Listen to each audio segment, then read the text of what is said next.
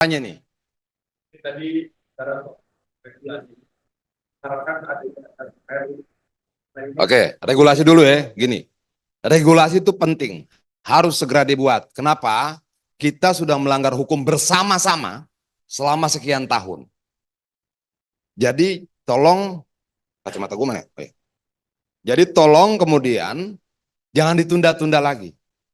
Dari kapan ada ojek online dari bentuk yang via telepon dan sebagainya itu dari 2010 kalau tidak salah. Oke, sampai 2025. Berapa tahun tuh? 15 tahun. Ada pelanggaran undang-undang yang dilakukan secara terbuka, masif, terus-menerus selama 15 tahun. Di situ ada pemerintah, di situ ada DPR, dan di situ juga dibiarkan. Oke, mau nggak kita perbaiki ini? Mau. Kalau mau perbaiki, segera buat undang-undangnya. Itu pertama. Nah, terus kedua, gue mau bercerita tentang begini. Banyak orang bercerita bahwa, loh, transportasi online ini menciptakan lapangan pekerjaan. Lapangan pekerjaan yang diciptakan itu yang mana? Biar clear kita tidak ada kepahlawanan palsu. Seolah-olah Grab dan Gojek itu pahlawan. Pahlawan dari mana? Karena sebelum ada mereka, ojek pangkalan sudah ada.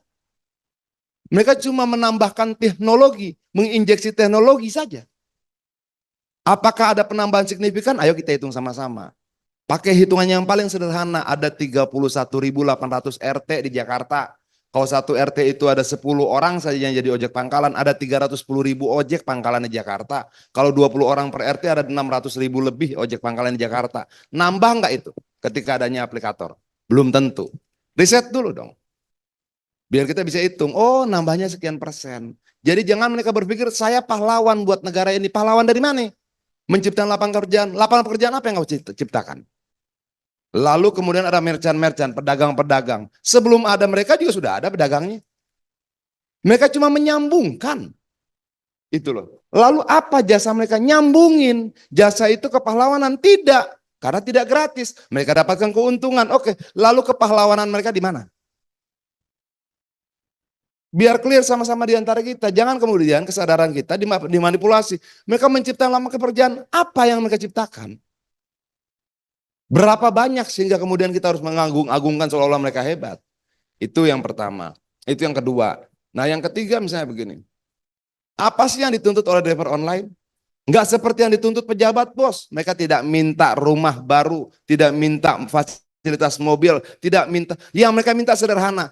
Tolong pastikan kami dapat pendapatan agar anak-anak kami bisa sekolah seperti mimpi anak-anak kalian. Permintaan yang paling sederhana dan paling manusiawi. Dan permintaan yang paling manusiawi itu yang tidak mampu diberikan oleh negara. Ini persoalan besar. Lain kalau kemudian mereka bilang, tolong dong gantiin dong motor gue jadi NMAX. Atau tolong dong ganti Avanza gue dengan Mercy. Enggak. Mereka berjuang, turun demonstrasi, aksi untuk memastikan anaknya bisa seperti anak kita-kita yang di DPR ini. Sekolah yang pantas, berpakaian yang pantas, istrinya tidak kehujanan, bisa tinggal di rumah yang layak, sederhana. Dan setelah 70 tahun, hampir 80 tahun kita merdeka, kita masih gagal memberikan itu. Itu loh. Nah itu yang ketiga. Lalu yang keempat, lu mau dengar cerita apa?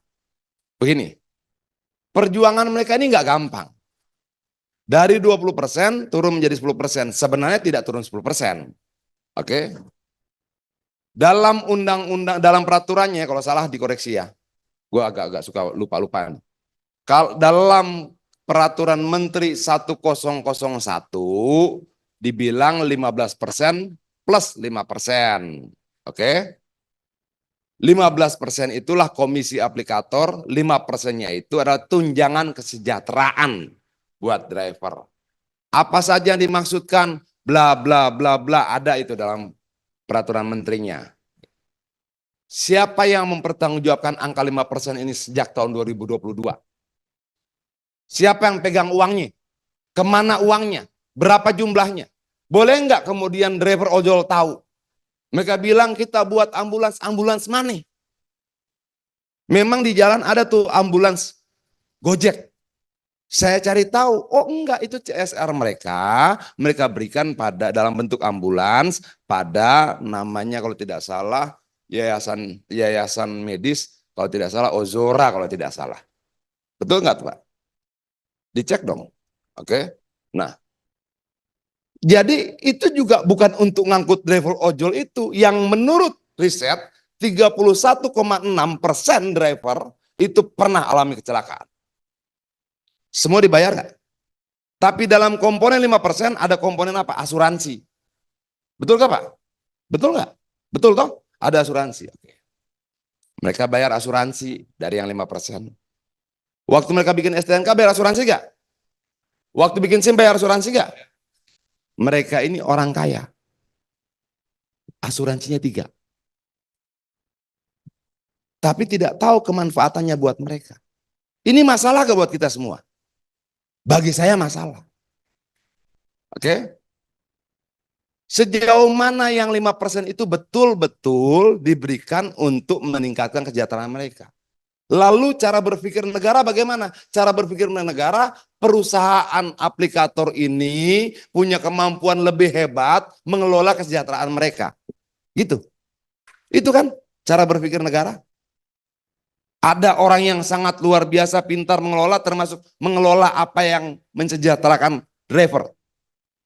Kalau begitu balikannya 5% sama driver. Biar mereka urus kesejahteraan mereka sendiri. Kenapa nggak kelihatan?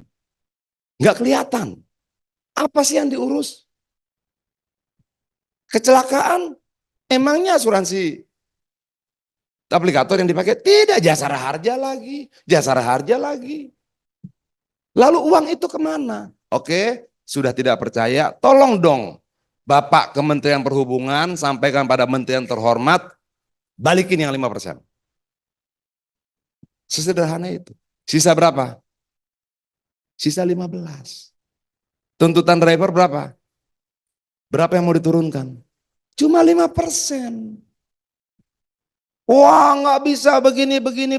Singapura 5%, 10%. Malaysia 6% kata mereka. Australia 8 sampai 12. Kenapa kita selalu lebih tinggi daripada yang lain? Ini problem yang sama seperti upah buruh tenaga kerja sawit. Buruh sawit di Indonesia kenapa lebih murah bayarannya dibanding dengan buruh sawit di Malaysia? Yang ditanam sawit, pupuknya sama, yang dipetik sama, yang dipanen sama, dijualnya sama. Kenapa lebih murah? Sama juga seperti ini. Itu yang keberapa tadi? Yang keempat ya. Lu mau berapa banyak gue bercerita? Itu loh. Karena satu persatu bisa kita ceritakan. Termasuk misalnya begini.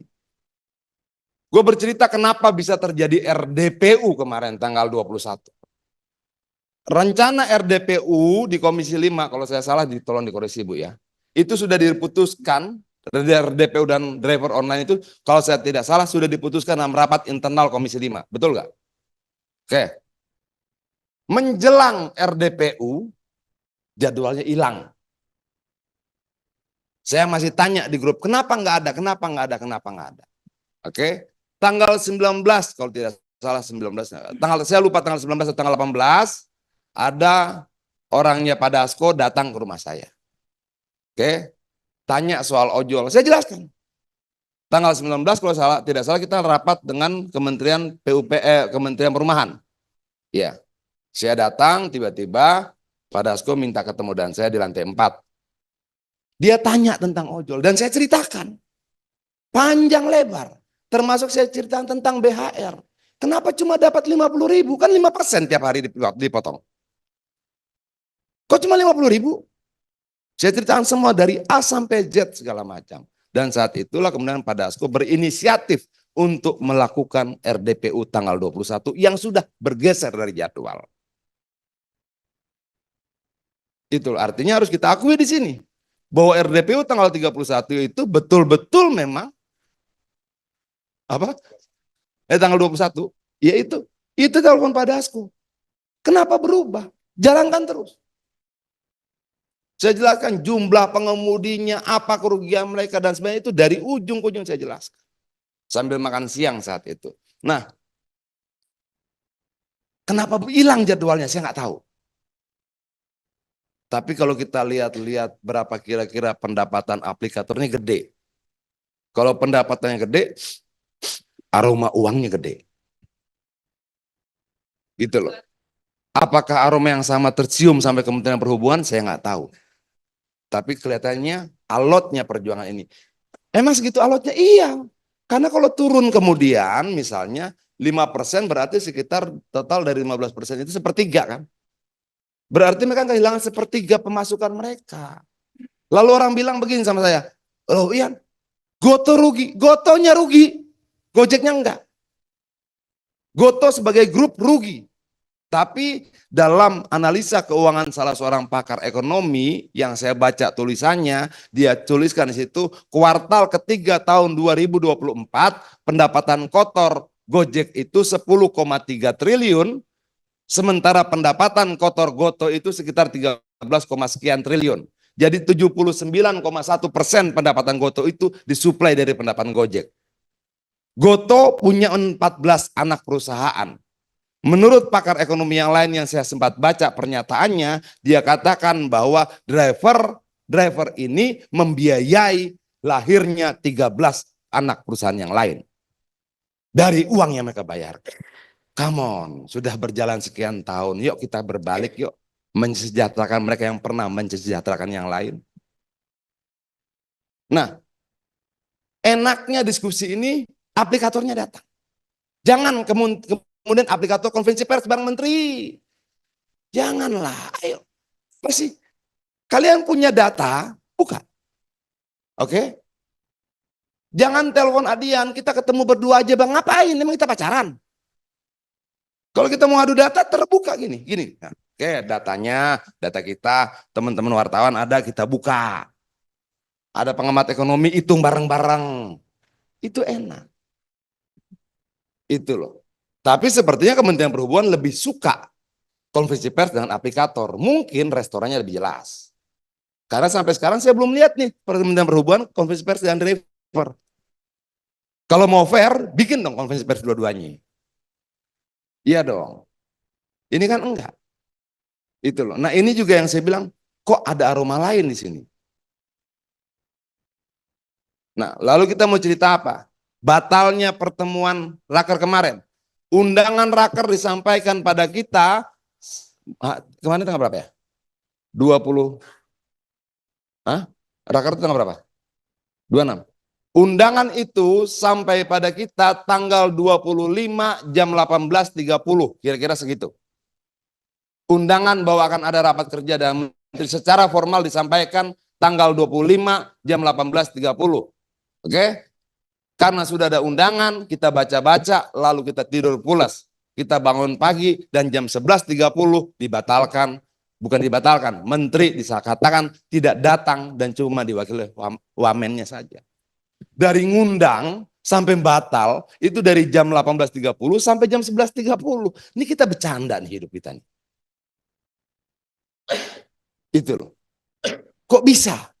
Lembaga negara diundang mengatakan datang, kita anggota DPR Komisi 5 diundang untuk hadir jam 18.30, undangannya keluar di grup WhatsApp kita, lalu jam 11 besoknya dibatalin. Ini kita serius gak sih sedang bernegara? Saya tidak persoalkan. Sedang menerima Pak Presiden silahkan, tapi jangan begitu dong. Itu loh. Karena ternyata surat bahwa Pak Menteri Perhubungan sedang izin berjalan dengan Presiden itu kalau tidak salah tanggal 23 surat. Beberapa hari sebelumnya. Lalu ada apa sebenarnya kita ini? Ada apa gitu loh. Tanggal 23 sudah ada pemberitahuan dari Kemensesnek bahwa tidak datang karena menemani Presiden. Betul nggak? Oke. Tanggal 24 baru kita diundang. Tanggal 25 kita diundang. Tanggal 26 dibatalin. Nah, lalu mau cerita apa? Mau lebih dalam lagi? Atau mau apa? Itu loh.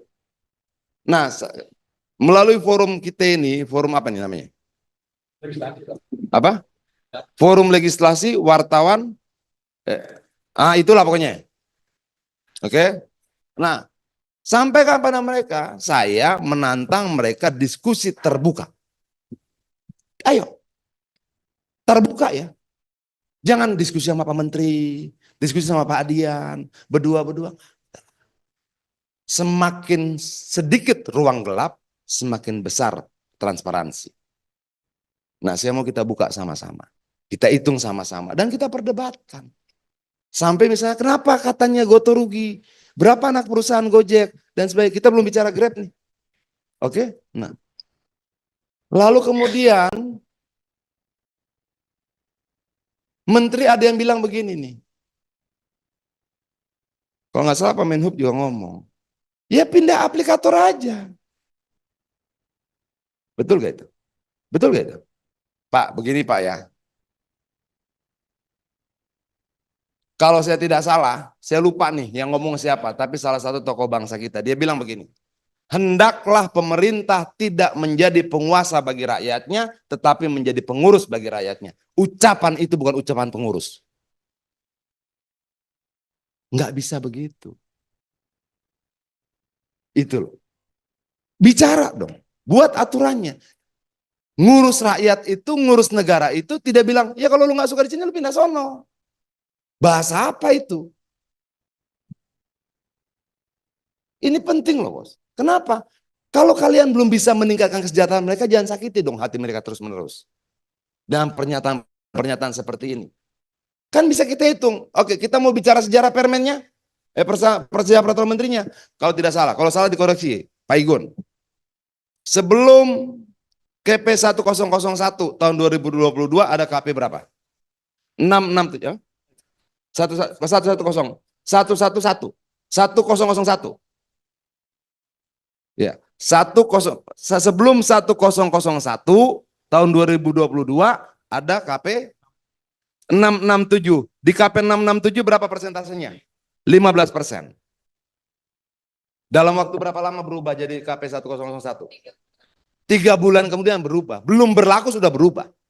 Ayolah bos, kenapa aromanya jadi tambah kuat nih kita cium? Dalam 3 bulan naik 5%. Dibungkus dengan cerita untuk kesejahteraan driver online. Sebelum 667? 5? 564. Tahunnya sama?